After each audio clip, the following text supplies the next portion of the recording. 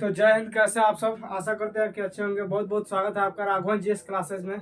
तो आज हम लोग देखेंगे कि भारतीय संविधान के ऐतिहासिक पृष्ठ संख्या 5। ठीक है, 1 2 3 4 1 2 3 4 जो वीडियो है भारतीय ऐतिहासिक पृष्ठभूमि का, वो इसी चैनल पर राघवन जीएस क्लासेस पर उपलब्ध है। अगर आपने वो वीडियो नहीं देखा है तो प्लीज जाकर के देख लीजिए। ठीक है, और ये आपको जितने भी प्रश्न दिखाई दे रहे हैं, बीपीएससी हो या बिहार एसएससी हो या दरोगा हो, ठीक है, बिहार के जितने भी एग्जाम हैं वो सभी के लिए बहुत अच्छा प्रश्न है। ठीक है, और प्रश्न पूछे भी जाते हैं। ठीक है, तो आज हम लोग पहले पढ़ लेते हैं और उसके बाद देखेंगे। ठीक है, अगर आपने अभी तक चैनल को सब्सक्राइब नहीं किया है तो प्लीज चैनल को सब्सक्राइब कर लीजिए। और 4 वीडियो है इसी चैनल पर। ठीक है, अगर आपने वो नहीं देखा है तो प्लीज बार बार कहते हैं कि पहले वाला वीडियो को भी देखते चले। ठीक है, तो आइए पहले पढ़ लेते हैं, उसके बाद में हम लोग बात करेंगे। ठीक, तो अगर बात करें कि 1892 का भारत परिषद अधिनियम, पहले के जो 4 वीडियो है उसमें हमने बता दिया है कि 1773 के रेगुलेटिंग एक्ट में क्या हुआ था, फिर उसके बाद 1784 का एक्ट में क्या हुआ था,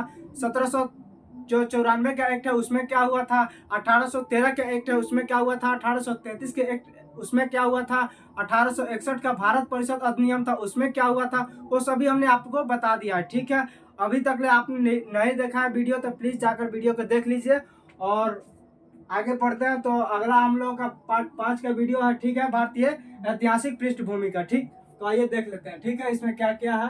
तो बात करेंगे कि भारतीय संविधान में जो ऐतिहासिक पृष्ठभूमि की अगर बात करें तो 1892 में कौन कौन से अधिनियम में कौन कौन से कार्य हुए हैं, और 1892 का जो अधिनियम है उनमें से कौन कौन से प्रश्न हमारे एग्जाम में बन सकते हैं और पूछे भी जाते हैं, वो सभी प्रश्नों को हम लोग एक एक करके देखेंगे। ठीक है, तो बात करेंगे 1892 का भारत परिषद अधिनियम।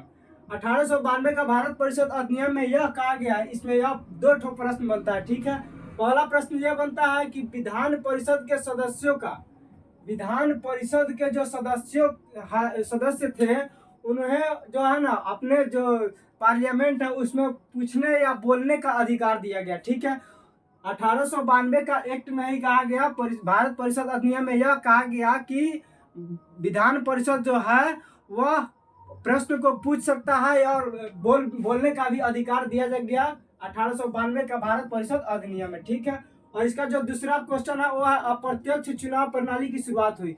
प्रश्न ऐसा पूछा जाता है कि सर्वप्रथम किस अधिनियम के द्वारा अप्रत्यक्ष चुनाव प्रणाली की शुरुआत हुई, तो आपका आंसर हो जाएगा 1892 का भारत परिषद अधिनियम। ठीक है, ये हो गया, आपका क्लियर हो गया। आगे बात करेंगे कि 1909 का भारत परिषद अधिनियम, 1909 में भारत परिषद अधिनियम में कौन कौन से कार्य हुए हैं, और सबसे ज्यादातर प्रश्न जो आता है 1909 और 1919 का जो है भारत शासन अधिनियम है, वो सभी से प्रश्न बनते हैं। ठीक है, तो देखिए 1909 में कौन कौन से काम हुए हैं, कहाँ कहाँ से प्रश्न कैसे कैसे बन सकते हैं, वो सभी हमने देखेंगे। ठीक है, बात करेंगे 1909 का भारत परिषद अधिनियम की, तो 1909 के भारत परिषद अधिनियम को ही मार्ले मिंटो सुधार कहा जाता है। ठीक है, 1909 के भारत परिषद अधिनियम को ही मार्ले मिंटो सुधार कहा जाता है। ठीक है, अब जब मार्ले मिंटो सुधार आया तो उस समय भारत के सचिव कौन थे, ब्रिटेन के प्रधानमंत्री कौन थे और भारत के वायसराय कौन थे, वो सभी को हम लोग देख लेंगे। ठीक है,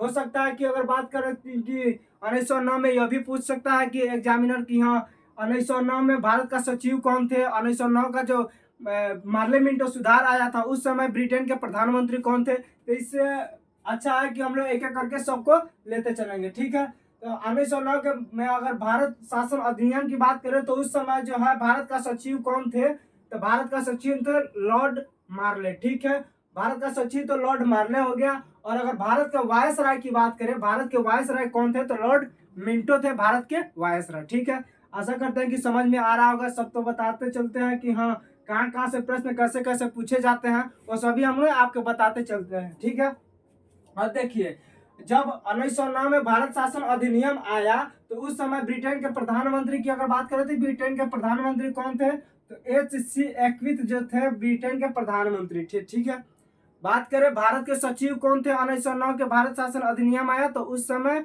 सचिव की अगर बात करें तो लॉर्ड मार्ले थे। ठीक है, और अगर वायसराय की बात करें तो लॉर्ड मिंटो थे। ठीक है, इन दोनों के मिलता जुलता से जो है 1909 का भारत शासन अधिनियम आया और इसे को मार्ले मिंटो सुधार भी कहा जाता है। ठीक है, और अगर प्रधानमंत्री की बात की जाए तो एच.सी. एक्विथ प्रधानमंत्री हो जाते हैं। ठीक है, फिर आगे बढ़ते हैं कि 1909 का अगला जो क्वेश्चन कैसे पूछे जाएंगे, तो मुसलमानों को जो है अलग निर्वाचन करने का अधिकार दिया गया, ठीक है, करने का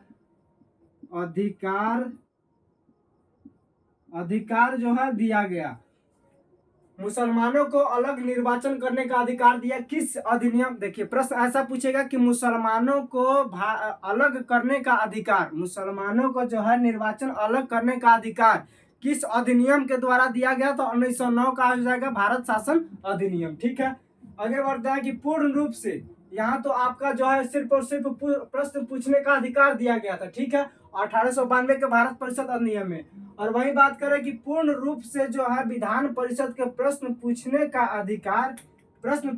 अधिकार किस अधिनियम में दिया गया, तो 1909 का भारत परिषद अधिनियम हो जाएगा, ठीक है। आगे बढ़ेंगे तो प्रश्न पूछने का अधिकार और पूर्ण रूप से किस अधिनियम में दिया गया, तो 1909 का भारत परिषद अधिनियम है, ठीक है। अगला जो बात कर लेते हैं विधान परिषद, ठीक है, विधान परिषद के सदस्यों को बजट पर मतदान करने का अधिकार दिया गया। यहाँ पर 1892 की अगर बात करेंगे तो सिर्फ और सिर्फ प्रश्न पूछने का अधिकार दिया गया था। 1892 का जो है भारत परिषद अधिनियम था, उसमें सिर्फ और सिर्फ प्रश्न पूछने का अधिकार दिया गया था, मतदान करने का अधिकार नहीं था। लेकिन जब 1909 का भारत परिषद अधिनियम आया तो उसमें यह कहा गया कि जो है विधान परिषद है जो बजट पर जो है मतदान कर सकते हैं, ठीक है।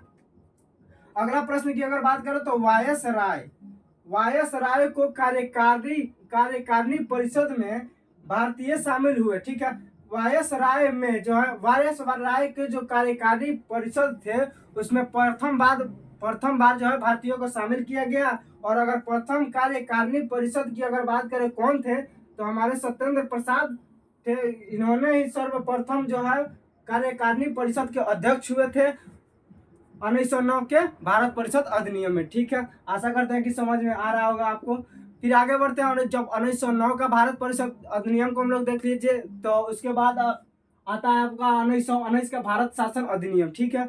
1919 का जो है भारत शासन अधिनियम आया तो उस समय जो भारत का सचिव कौन थे और भारत के जो है वायसराय कौन थे, और उस समय ब्रिटेन का प्रधानमंत्री कौन थे जब 1909 का भारत परिषद अधिनियम आया था, ठीक है, भारत शासन अधिनियम आया। तो अगर बात करें कि 1909 में तो जो है भारत शासन अधिनियम आया, ठीक है, लेकिन जो भारत में पूर्ण रूप से अगर लागू की बात की जाए तो 1922 में जो है पूर्ण रूप से लागू हुआ, ठीक है, 26 लिखा है यहाँ से 1922 हो जाएगा, ठीक है। 1919 में भारत परिषद अधिनियम आया, लेकिन 1922 में जो है लागू हुआ। और 1919 के भारत शासन अधिनियम के समय भारत के सचिव कौन थे, तो लॉर्ड मॉन्टेग्यू थे, ठीक है। लॉर्ड मॉन्टेग्यू जो थे भारत के सचिव थे 1919 के शासन अधिनियम के तहत। और वायसराय की अगर बात करें तो लॉर्ड चेम्सफोर्ड थे, ठीक है। सचिव की बात करें तो लॉर्ड मॉन्टेग्यू थे, ठीक है। और अगर वायसराय की बात करें तो लॉर्ड चेम्सफोर्ड थे। और उस समय जो 1919 का भारत शासन अधिनियम आया तो उस समय ब्रिटेन के प्रधानमंत्री की अगर बात करें तो लॉर्ड जॉर्ज जो थे उस समय का ब्रिटेन का प्रधानमंत्री हुआ करते थे, ठीक है। और 1919 के भारत शासन अधिनियम को मॉन्टेग्यू चेम्सफोर्ड सुधार भी कहा जाता है, क्योंकि उस समय जो 1919 का भारत शासन अधिनियम आया तो उस समय भारत के सचिव कौन थे, तो मॉन्टेग्यू जो थे भारत का सचिव थे। और अगर वायसराय की बात करें तो चेम्सफोर्ड वायसराय थे। तो इन्हीं के चलते इन्हीं दोनों व्यक्ति के नाम पर 1919 के भारत शासन अधिनियम को जो है मॉन्टेग्यू चेम्सफोर्ड सुधार कहा जाता है, ठीक है। मॉन्टेग्यू चेम्सफोर्ड सुधार जो है कहा जाता है, ठीक है। आगे बात कर लेते हो तो 1919 का भारत शासन अधिनियम में कौन कौन से काम हुए हैं, तो पहला तो है गया कि मॉन्टेग्यू चेम्सफोर्ड सुधार कहा जाता है और 1919 में आया, लेकिन भारत में पूर्ण रूप से लागू जो है 1922 में हुआ, ठीक है। आगे वो देखते हैं तो महिलाओं को 1919 के भारत शासन अधिनियम के तहत ही महिलाओं को मतदान करने का अधिकार दिया गया, ठीक है। प्रश्न आपको ऐसा पूछेगा कि किस अधिनियम को जो है मॉन्टेग्यू चेम्सफोर्ड सुधार कहा जाता है, तो आपका 1919 का भारत शासन अधिनियम हो जाएगा, ठीक है। फिर ऐसा प्रश्न भी बनता है कि हाँ किस एक्ट के तहत, किस अधिनियम के तहत जो है महिलाओं को मतदान करने का अधिकार दिया गया, तो 1919 का भारत शासन अधिनियम हो जाएगा, ठीक है। फिर आगे बढ़ेंगे तो अगला प्रश्न की अगर बात करें तो केंद्रीय बजट और राज्य बजट से जो है अलग कर दिया गया।